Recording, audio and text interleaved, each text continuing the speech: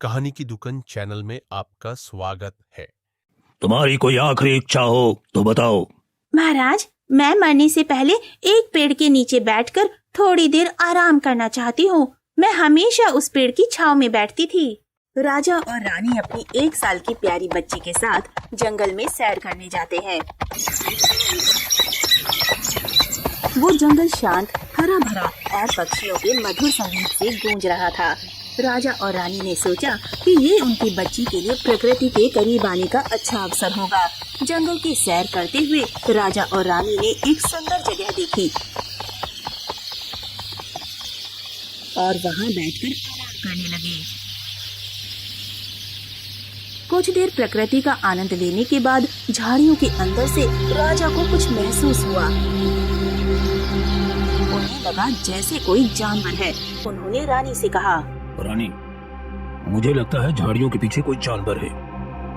तुम मेरा यही इंतजार करना, मैं अभी उसका शिकार करके आता हूँ। ठीक है महाराज, मैं आपका यही इंतजार करूंगी।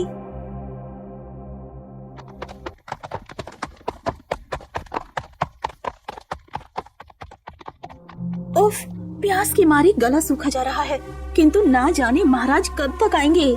रानी बैठी बैठी महाराज के बारे में सोच ही रही होती है कि तभी उसे किसी के पानी पीने की आवाज सुनाई देती है। लगता है पास में कोई नदी या तालाब है। एक काम करती हूँ, आवाज तो पास से ही आ रही है, मैं खुद ही जाकर पानी पी आती हूँ। पर बच्ची को कैसे छोड़कर जाऊँ? महाराज का भी अभी तक कोई अता पता नहीं है। बस अब और नहीं रुका जा रहा मुझसे, तो बहुत जोरों की प्यास लग रही है। एक काम करती हूँ, बच्ची को यहीं बिठाकर जल्दी से पानी पीकर आ जाती हूँ। मेरी प्यारी बेटी, तुम यहीं बैठो, मैं नदी से पानी लेकर अभी आती हूँ।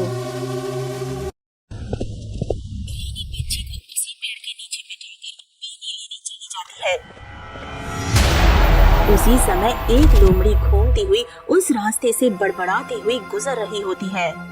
आज तो मेरा दिन ही खराब लगता है। आज भूखे ही सोना पड़ेगा। आज कोई भी शिकार हाथ नहीं लगा है।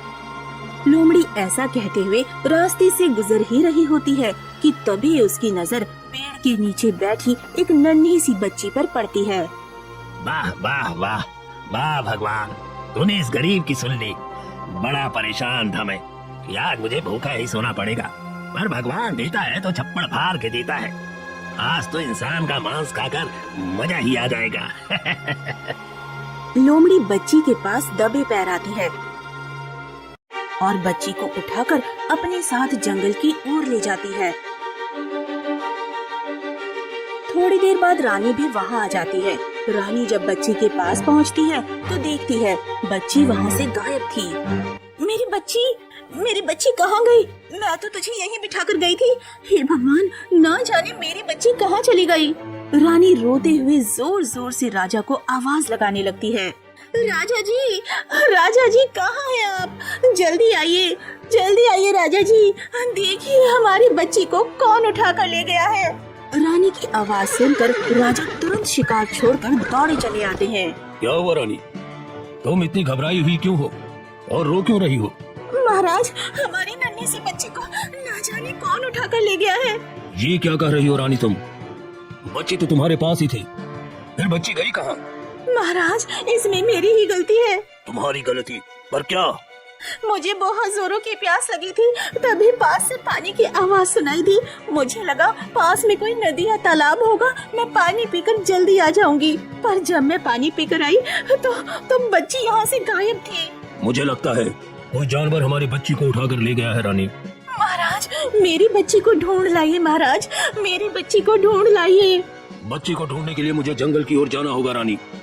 तुम एक काम करो, तुम महल लौट जाओ, मैं बच्ची को ढूंढता हूँ। अब तुम्हारा यहाँ रहना ठीक नहीं। नहीं राजा जी, मैं भी आपके साथ जंगल में चलूंगी। नहीं रानी, जंगल में बहुत खतरनाक जानवर रहते हैं। तुम महल में जाओ और कुछ सैनिकों को मदद के लिए भेज दो, हमें अपनी बच्ची को ढूंढना है।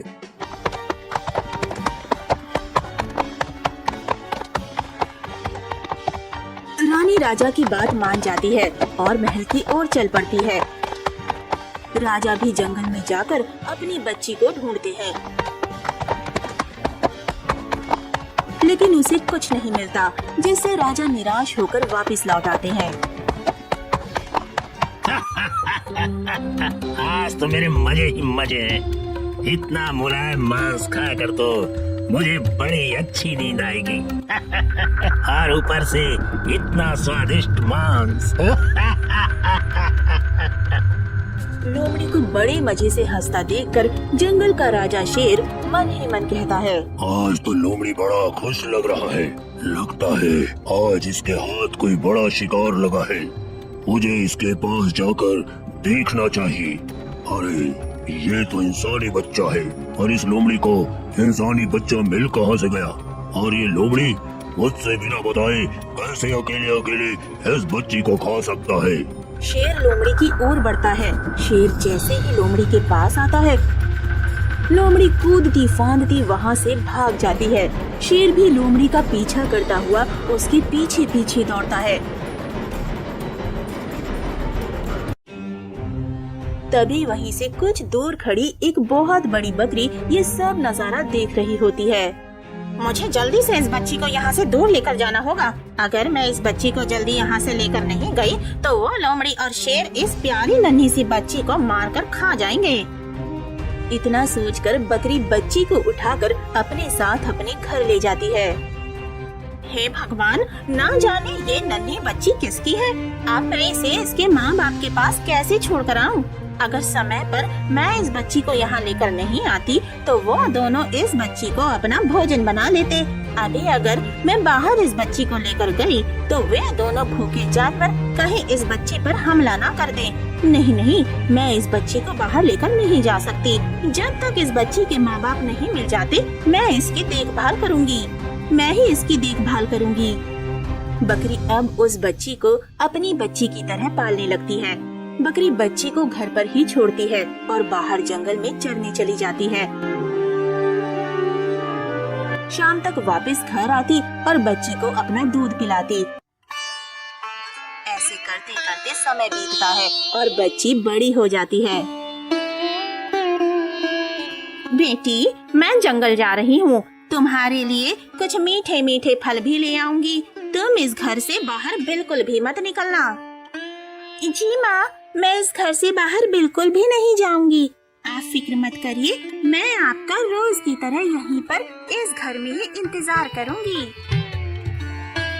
बकरी घास चरने जंगल की ओर निकल पड़ती है।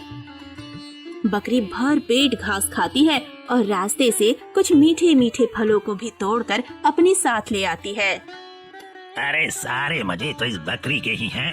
रोज हरी हरी घास खाती है और मजे से रहती है। अरे मुसीबत तो हम जैसे जानवरों की है। रोज रोज शिकार करो और ना मिले तो भूखे ही रहो। खैर चलो, बकरी को तो अपना भोजन मिल गया।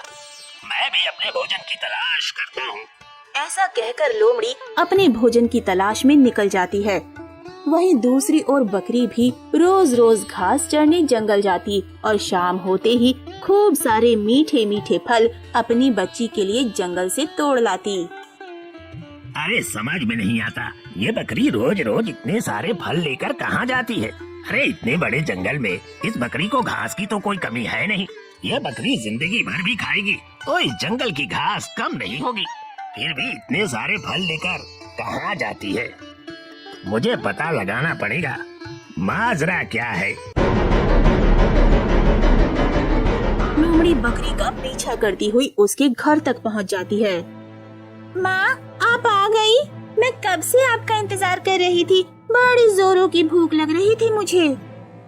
मुझे माफ कर दे बेटी, आज मैं दूर जंगल निकल गई थी तेरे लिए और भी मीठे फल लाने। तू एक ही तरह के फल खा खा कर परेशान हो गई होगी ना, इसलिए आज आने में इतनी देरी हो गई। नहीं माँ, आप मेरे लिए इतना करती हैं, ये कम है क्या? और आप मेरे लिए जो भी लाती हैं, उसमें स्वाद अपने आप ही आ जाता है। मुझे तो आपकी फिक्र होती है। आप मेरे लिए इतनी मेहनत करती हैं और मैं घर पर ही पड़ी रहती हूँ।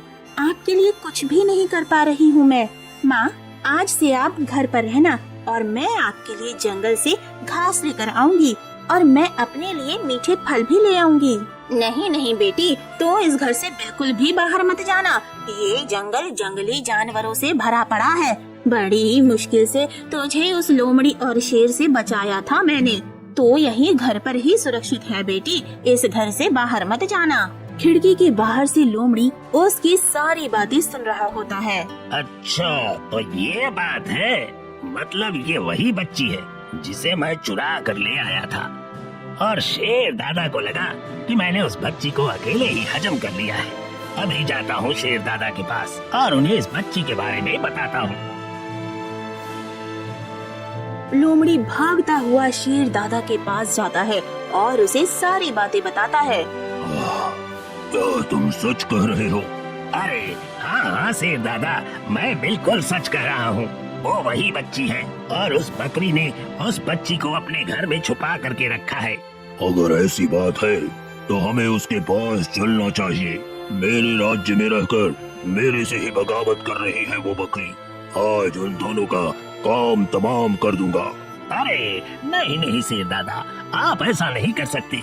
ऐसा करना एक राजा को शोभा नहीं देता। एक काम करते हैं, वो बकरी रोज घर के दरवाजे पर ताला लगाकर जंगल घास चरने जाती है। हम उसी समय उस इंसानी बच्ची पर हमला करेंगे। दूसरी ओर, बेटी मैं जंगल जा रही हूँ। आज तुम्हारे लिए बहुत सारे मीठे मीठे और स्वादिष्ट फल लेकर आऊंगी। तुम यहीं रहकर मेरा इंतजार करना। ठीक है माँ, मैं आपका इंतजार करूंगी। बकरी जैसे ही बाहर निकलती है, शेर उसके सामने आकर खड़ा हो जाता है। ये बकरी, तूने क्या सोचा? तू इस जंगल के राजा से बगावत करेगी और मुझे कुछ पता नहीं चलेगा। सालों तक तूने उस बच्ची को हमसे छुपा कर रखा। अब मैं ना तुझे छोड़ूंगा ना उस बच्ची को। अब तो हम दोनों भर पेट भोजन करेंगे। क्यों, सही कहा ना लोमड़ी? बिल्कुल सही कहा आपने महाराज। शेर बकरी पर हमला करने ही वाला होता है कि तभी एक शिकारी उन्हें सामने से आता हुआ दिखता है। अरे लोमड़ी, वो देखो, एक शिकारी हमारी तरफ बढ़ा आ रहा है। अगर हम जल्दी यहाँ से नहीं भागे तो वो हमारा शिकार कर लेगा। चलो भागो यहाँ से, इस बकरी को तो मैं बाद में देखूंगा। शेर और लोमड़ी शिकारी को देखकर वहाँ से भाग जाते हैं। आपका बहुत बहुत धन्यवाद। आज आपकी वजह से मेरी जान बच गई, वरना वो शेर और लोमड़ी तो आज मुझे खा ही जाते और ना जाने फिर मेरी बच्ची का क्या होता। उसका तो मेरे अलावा इस दुनिया में कोई है भी या नहीं, मुझे ये भी नहीं पता। और तुम ये कैसी बातें कर रही हो बकरी? भला तुम्हारी बच्ची के लिए किसी का होना क्यों जरूरी होगा? तुम खुद ही तो काफी हो उसके लिए। नहीं नहीं, दरअसल मेरे साथ एक इंसानी बच्ची भी रहती है, मैं उसी की बात कर रही हूँ। इंसानी बकरी? बकरी उस शिकारी को सारी बातें बताती है। क्या? एक काम करो, तुम मुझे अपने साथ अपने घर ले चलो, उस बच्ची को देखना चाहता हूँ। बकरी उस शिकारी को अपने साथ लेकर जाती है। आपका बहुत बहुत शुक्रिया, आज आपने मेरी माँ की जान बचाई। आपका ये एहसान मैं जिंदगी भर नहीं भूलूंगी। हाँ कोई बात नहीं बेटी, मुझे तो विश्वास ही नहीं हो रहा है बकरी, तुमने इस बच्ची को इतने सालों तक पाल कर इतना बड़ा किया। तुम सचमुच बहुत अच्छी हो। चलो अब मैं चलता हूँ। शिकारी चला जाता है। माँ अब बहुत हुआ, मैंने कितनी बार आपसे बोला, अब मैं छोटी नहीं हूँ, मैं बड़ी हो चुकी हूँ, मैं अपना ख्याल खुद से रख सकती हूँ। आप मुझे कब तक बाहर जाने नहीं देंगी? कभी न कभी तो मैं भी बाहर निकलूंगी ना। पर यहाँ जो जानवर तुझे उठा कर लाए थे वो अभी भी तेरा इंतजार कर रहे हैं बेटी, मैं तुझे कैसे समझाऊं? एक काम करते हैं, इस जंगल से हम कहीं दूर चले जाते हैं, फिर वो जानवर मुझे पहचान भी नहीं पाएंगे। ठीक है बेटी, तुझे जैसा ठीक लगे। दोनों माँ बेटी रात के अंधेरे में जंगल से निकलकर एक गांव की ओर आ जाते हैं।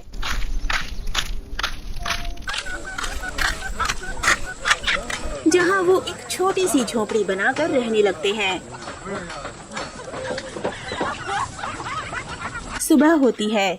माँ अब तुम यहीं आराम करो, अब से मैं तुम्हारे लिए हरी हरी घास लाऊंगी। पर बेटी ये जगह तुम्हारे लिए अनजान है, यहाँ तुम अभी किसी को नहीं जानती।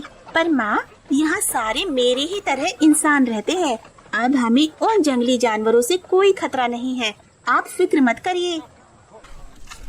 बच्ची चारा लाने के लिए अपने घर से बाहर निकल जाती है। यहाँ तो मुझे दूर दूर तक कोई हरी घास नहीं मिल रही है। क्या करूँ? माँ ने तो हमेशा हरी हरी और ताजी घास ही खाई है। माँ मेरे लिए हमेशा ताजे ताजे फल लाया करती थी, तो क्या मैं अब उन्हें ये सूखी घास खिलाऊं? नहीं नहीं, मैं जंगल ही चली जाती हूँ, वहीं से माँ के लिए हरी हरी घास ले आऊंगी।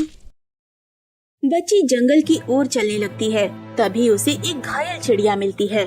चिड़िया दर्द से करहा रही होती है। अरे चिड़िया, तुम्हें तो बहुत चोट लगी है। हाँ बहन, मेरी मदद कर दो। पर मैं तुम्हारी मदद कैसे करूँ? इसी रास्ते पर तुम सीधे चलते जाओ, वहाँ एक बहुत बड़ा तालाब है। उस तालाब के किनारे एक पेड़ पर जड़ी बूटी लगी हुई है। तुम उस जड़ी बूटी को लाकर मुझे दे दो, उसी के लेप से ठीक हो जाऊंगी। ठीक है चिड़िया रानी, तुम यही इंतजार करना, मैं अभी वो जड़ी बूटी लेकर आती हूँ। ऐसा कहकर बच्ची तालाब की ओर निकल जाती है।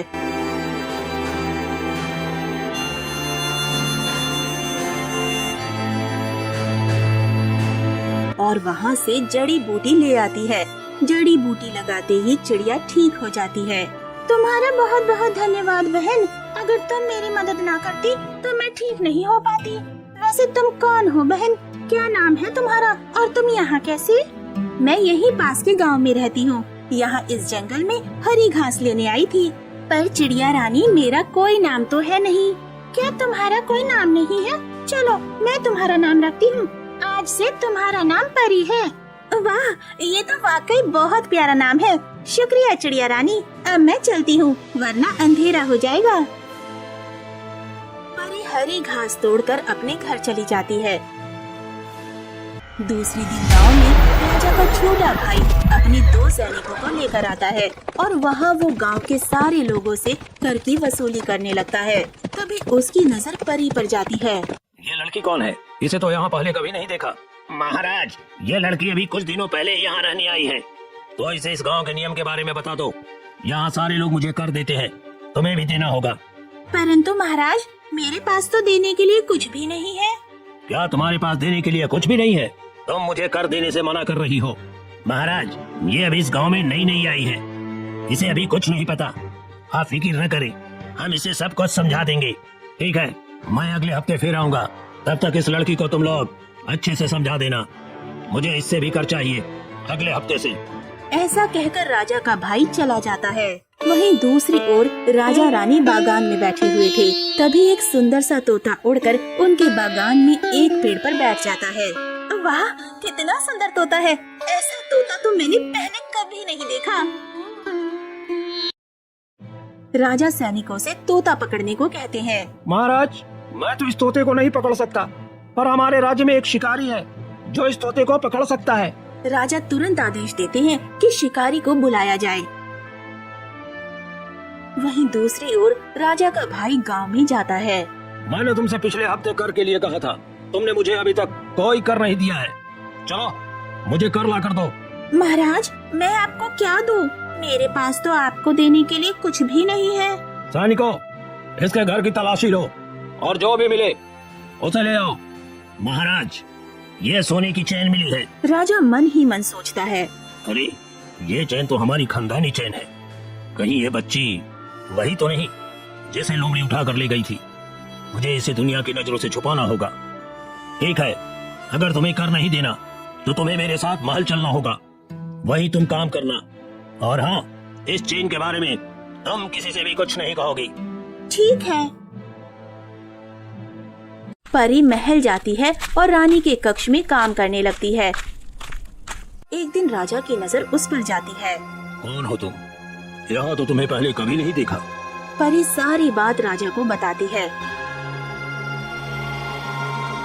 एक दिन रानी का हार चोरी हो जाता है। सैनिक राजा से आकर कहता है, महाराज, मैंने परी नाम की लड़की को रानी के कक्ष से कुछ ले जाते हुए देखा था। राजा गुस्से में आकर परी को बुलवाता है। है लड़की, तुझे मैंने यहाँ काम करने के लिए रखा है या चोरी करने? तूने रानी का हार चुरा कर अच्छा नहीं किया। महाराज, मैंने रानी के हीरो का हार नहीं चुराया। राजा का भाई सैनिकों को परी के घर की तलाशी लेने भेजता है, जहाँ उसे एक संदूक मिलता है। उस संदूक में वही चोरी हुआ हीरो का हार मिलता है। महाराज, अब पानी सर से ऊपर जा चुका है। अब अगर इस लड़की को सजा नहीं दी तो राज्य के और लोगों की भी हिम्मत बढ़ जाएगी। ठीक है, तुम्हारी कोई आखिरी इच्छा हो तो बताओ। महाराज, मैं मरने से पहले एक पेड़ के नीचे बैठकर थोड़ी देर आराम करना चाहती हूँ। मैं हमेशा उस पेड़ की छांव में बैठती थी। ठीक है। पर कुछ देर सैनिकों की निगरानी में उस पेड़ की छांव में बैठती है, फिर उसे फांसी दे दी जाती है। इसके बाद उसे नदी में बहा दिया जाता है।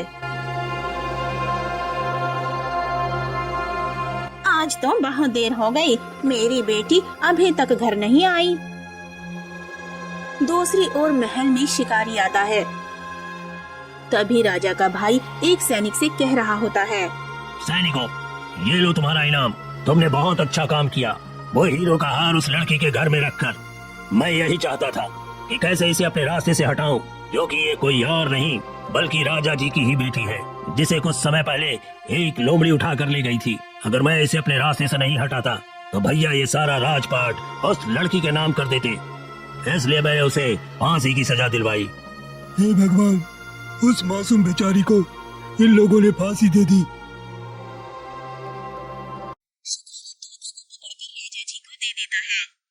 शिकारी, तुमने इस तोते को पकड़कर हमें खुश कर दिया। कहो, तुम्हें इनाम में क्या चाहिए? महाराज, अगर आपको मुझे कुछ देना ही है तो मुझे इंसाफ दे दो। कैसा इंसाफ? महाराज, आपने जिस लड़की को आज फांसी दी, क्या आप उसके बारे में जानते हैं? वो कौन थी, कहाँ से आई थी? तुम ऐसा क्यों पूछ रहे हो शिकारी?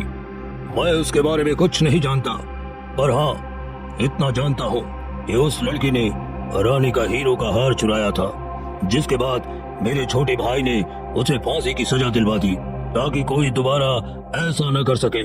पर तुम ऐसा क्यों बोल रहे हो?